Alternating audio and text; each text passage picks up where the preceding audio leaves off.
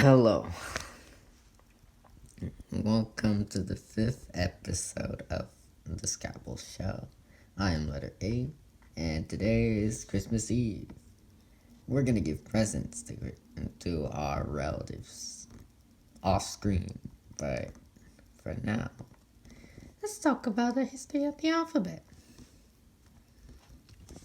Today, since a few centuries ago, the alphabet currently looks like this, though it wasn't like that all the time. But why wasn't it like that all the time? Because we had some changes to the Latin script. Yeah, I remember that. Let me tell you a brief history about the alphabet. Now, the Phoenician alphabet was the first fully matured alphabet, and there did not have the equivalents of G, J, U, V, W, X, and Y. Those letters were non-existent at that time. Z was in the spot of H and I, between F and H, and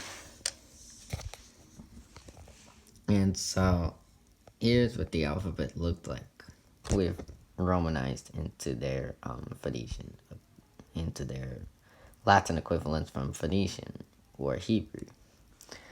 Now, the Phoenician alphabet was the first fully matured alphabet, and it gave birth to other ones. But today we're talking about the history of the Latin script. Now, I used Romanizations with Scrabble tiles for their Latin equivalents, and also Romanized the consonants that resulted in vowels too. Now, strictly, the alphabet was only consonants only. There wasn't any symbols for vowels. And so then there were numerous changes. The Phoenician alphabet, however, which isn't shown here as I used Romanized equivalents with Latin tiles, it was when found at ancient Israelite sites. It's called Paleo-Hebrew. And when the Greeks first adopted their alphabet from the Greek alphabet from the Phoenicians, there were some A, E, H, I, and O, who were Aleph, He, Het, Yod, and Omicron, or I'm sorry. They didn't really get a use for it, so they repurposed those to make vowel sounds. They adopted upsilon and chi, who are now V and X. V and X were born at this time, but they came from Greek. V was in the disguise of upsilon, and X was in the disguise of chi, which in Greek is called chi.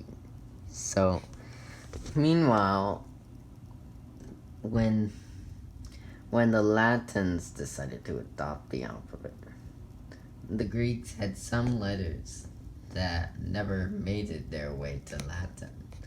Theta, psi, and a letter known as son, but the Greeks dropped that as well. And even phi, psi and omega don't make their way. However, B stood for the vowel U, and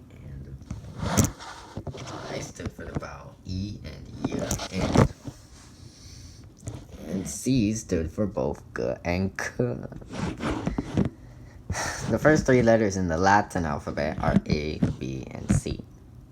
But the the first three letters in the Greek alphabet are the equivalents of A, B, and G. What happened is this. C stood for both G and K, and F was marginalized to make F and not W. C, K, and Q could all be used to write the K sound. Q before U, before U, K before O or even A, and C before A or E.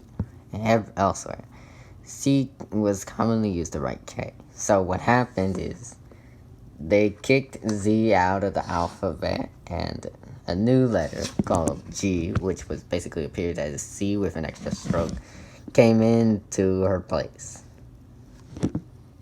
And so G is born. And they readopted Z from the Greeks as they called it Zeta. And so that's why the alphabet today ends with Z. And 4 letters Z along with Y, who was egregum in Latin, meaning Greek I, came to the alphabet for classical Latin times. But Y and Z are placed at the last space on the alphabet because the only time they were used was to write Greek loan words. Then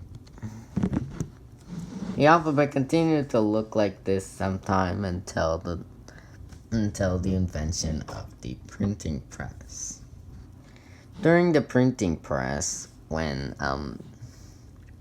the Anglo-Saxons got so confused about a runic letter known as win or when, it looked like P. So it looked like letter P.